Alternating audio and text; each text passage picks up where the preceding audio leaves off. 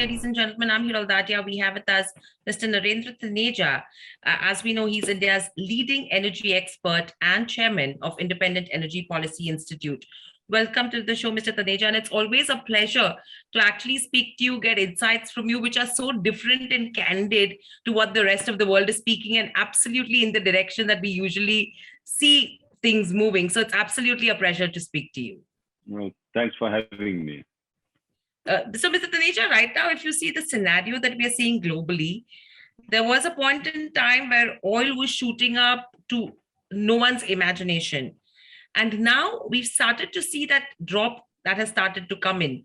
What's your read of the situation?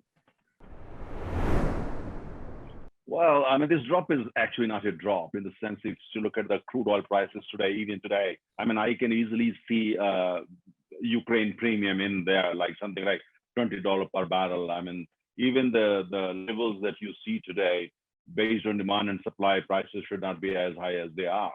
So there is still a very strong Ukraine premium, maybe like $18 and $20. And and at the same time, this may not actually sustain, in the sense that if you look at the overall picture, the last 5 years, oil had been demonized, so heavily across the world, but more so in the western part of the world, that the required investment in oil exploration production didn't happen. So it's heavily underinvested, exploration production in particular, and in western part of the world even more. And as you know, majority of big oil companies are still controlled by Western countries. Correct. So therefore, it's heavily underinvested. Number two, we all know what happened during COVID time. Many companies actually, cut their capital expenditure on oil exploration production. Some just decided to basically diversify into other things. Many have diversified into renewables and so on and so forth. And on the top of it came Ukraine, and on further top came sanctions against Russian oil. So as it is, the supply side is very, very tight, has always been very tight. Because whatever we may say, the fact remains the world is still oil. World is still an oil economy. Nothing moves without oil. That fact remains. So what we are witnessing right now is a kind of course, we will see sometime the price them come down. Some people might even go on the rooftop and celebrate it. But the way I see it, I think they have come down mainly because two reasons. First of all, there is a huge anxiety that Europe may slip into deep recession. Some say shallow, but some say deep. And the same goes for the United States of America, that America may actually be heading for a deep recession. We don't know yet. I mean, I'm not buying that theory yet, but there are many who claim that that's the direction the US is moving into. Now, that means the demand of oil will come down. As you know, the US is the largest economy in the world, followed by United States of Europe. And when we talk of the whole of Europe. And if they go into recession, of course, the demand destruction will happen. But the question is, will that happen? Are they really seriously going into recession? We don't know yet. So number one. And number two, reason is that President Biden is traveling to Saudi Arabia.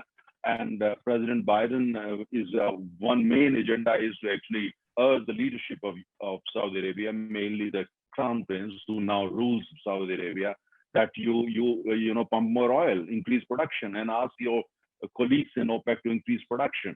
So that's on the agenda. So Saudi Arabia has already started working on it as a kind of goodwill gesture. So they probably are pumping more oil without admitting it. They do it often. And that means that, the supply concerns are there, but they are not that strong because more oil is flowing into the market. And America has also ignored some of the consignments of oil, into global supply coming from Russia, especially those ships which are on the high sea. So I think that's what's happening. But will that last? Is Saudi Arabia going to show this gesture forever? No. They're going to cut a deal when President Biden comes to Riyadh, and they can say, look, this is what we are capable of doing. So it's going to be a kind of, we want this if you want this from us. So it's going to be quid pro quo. Are they ready to offer? And if they are not, oil prices will go up again. And in between, they've also conveyed a message when it comes to oil prices. Saudi Arabia is conveying that we are the king, not the United States. So it's a lot of, and we are the beneficiary because the prices have come down a little bit, but it's too early. Don't celebrate it. Absolutely. So well put, Mr. Taneja, because not everyone is thinking from across these angles. And secondly, if you see in terms of the OPEC output restoration as well. As you mentioned, by August, there's an anticipation that all the cuts that we've seen due to COVID, that at least on number one will be restored back. But with this, what is that kind of pricing that we should be watching out for? Because clearly the other day I was reading a report by Citi which said $65 a barrel. And in consonance to that, you have another brokerage house, which like a JP Morgan, which is talking of $380 a barrel. What is this actually suggesting? Well, good question. You see, Citi says what they say, and JP Morgan says 350 plus. And there are a few other smaller ones talking of, their own ideas. But the fact is, these are all commercial organizations. They all have exposure in oil. So, I mean, we don't know why they're saying what they're saying. Is there any agenda? I don't say that they have an agenda, but I'm just questioning, asking you, do they have any agenda? So we really don't know. The fact is, when it comes to oil, not now, the last 100 years, nobody knows for sure what's going to happen 2 months down the line or 5 months down the line. Nobody actually knows. But where is coming from? Citi is saying 65, 66, and look at, for instance, the gap. The JP Morgan saying 350 plus. That's mainly because we have so far seen only one global oil market. So you focus on that, you study it. When you get up in the morning, you see what happens in Tokyo, Hong Kong, Singapore. You come to Mumbai and then you go to Dubai. It's easy to follow because there is one market globally. Oil is traded in an American dollar globally. But post-sanctions, that has begun to change. Now we have seen post-sanctions against Russia, that Russia is working independently. They're not part of the market. They've been thrown out of the market. So they are selling oil at discounted prices. We have been buying in India. We bought roughly 1.2 million barrels recently. Today, as we speak, Russia is the biggest supporter of crude oil to India, which it has never been in history. So that means things are changing. China is buying more oil. Sri Lanka says they want to buy more oil. There are other economies buying more oil from Russia, which means if the sanctions against Russia continue, we might see the emergence of a parallel global oil market. It may not look very formal. It may not be very sophisticated like the one led by the West, but it will still be there. It's already there. Now, so the result is that, because there is a parallel market emerging, I don't say that it's going to take a formal shape because I have my doubts whether Russia is really capable of, running such a market or has that kind of sophistication. I might doubt. But the fact is that it exists today, not in a big way, but it is there. Is it going to grow big? Is it going to get institutionalized and we're going to see two parallel markets, one controlled by the West, other controlled by Russia and backed by China? We don't know yet. So which means that there are many, many ifs and there are many, many doubts. The market is very uncertain about it. And we don't know what's going to happen in Ukraine. We all know is that there are more sanctions coming. We know that nobody's talking of Ukraine. It's more about Russia and the West and NATO and so on and so forth. So which means the global oil markets are very anxious. And that is what basically is reflecting in terms of prices and where they're looking at the future. At the same time, renewables are happening. Renewable is a great story, is going to be even a bigger story, including hydrogen. But the fact remains, for a long time to come, there is no replacement of oil. Oil will still be big when it comes to global energy mix. And where is all that oil going to come from? Because demand is only going to grow. Correct. So with all of this said and done, can we say that the current downtick that we are seeing in terms of oil prices, that could be just in terms of a short-term weakness or, that could come in, but there is a possibility that it could again translate into another bounce back in coming weeks and months? Well, my sense is that, if I divide into three parts, let's say, short term, which means the coming few months, I think we probably are going to see oil in the region of $95 to $115 per barrel.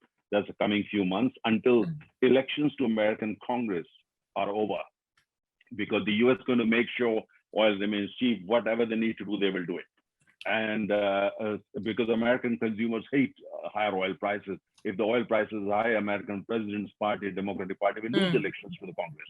And if American Democrats lose election to the Congress in November, President Biden probably will not get a chance to get elected again in 2024. So it's all political, And so short term, I think, between 95 to $115 per barrel. Brent, of course, here I'm talking. Yes. But beyond it, we have to go strictly by demand supply fundamentals, the geopolitical landscape over Ukraine, even beyond Ukraine, and the fact that oil today is heavily underinvested.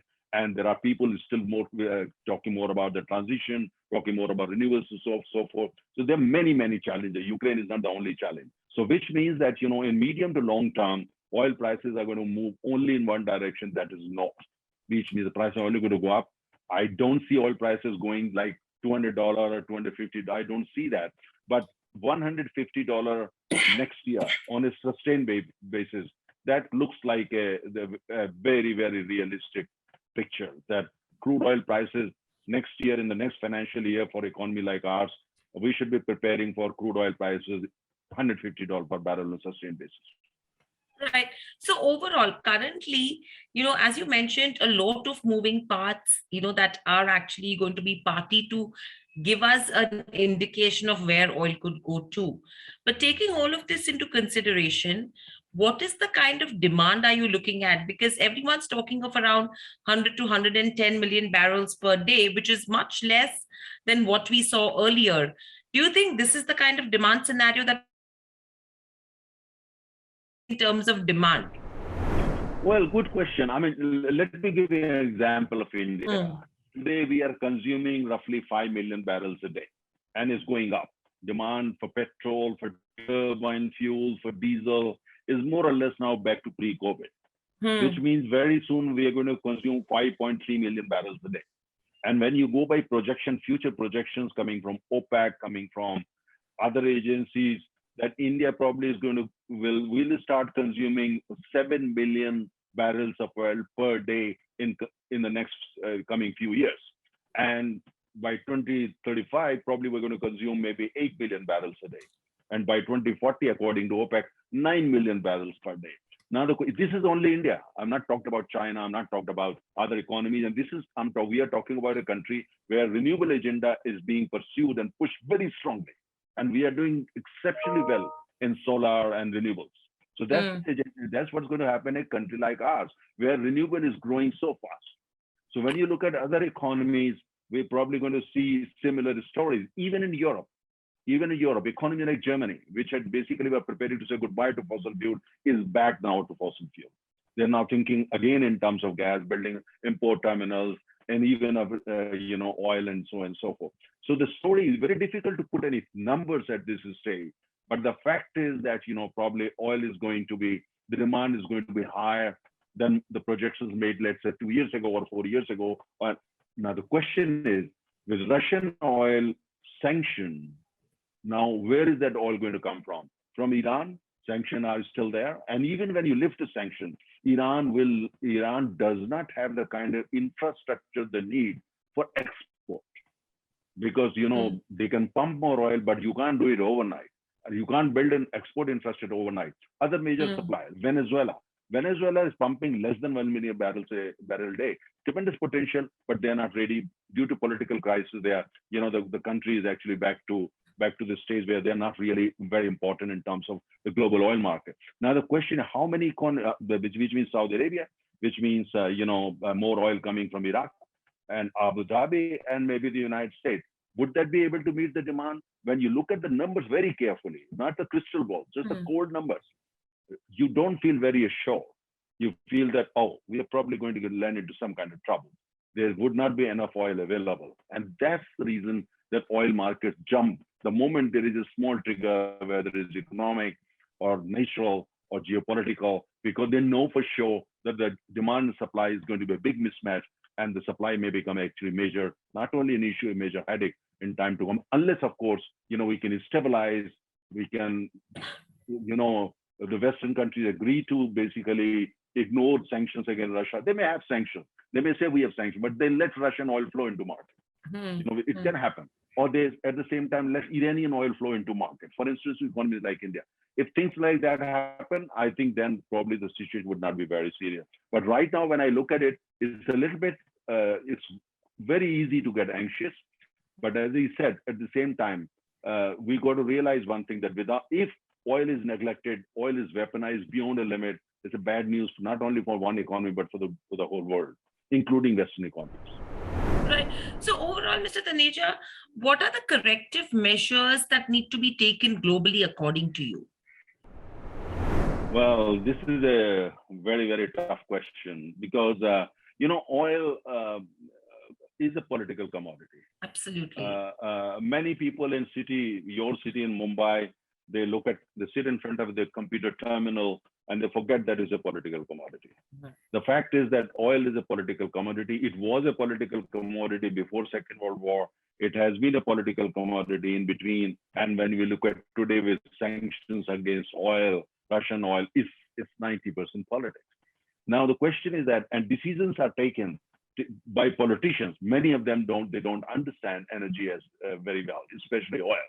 They just go for their political agenda, like the Agenda. America decided to ban, sanction against Russian oil, which was not a smart idea. It was not thought through very carefully. Hmm. Now the result is Russia is suffering today, but more Russia is probably suffering American consumer and the Western consumer, and of course Indian consumer, for that matter, consumer world over.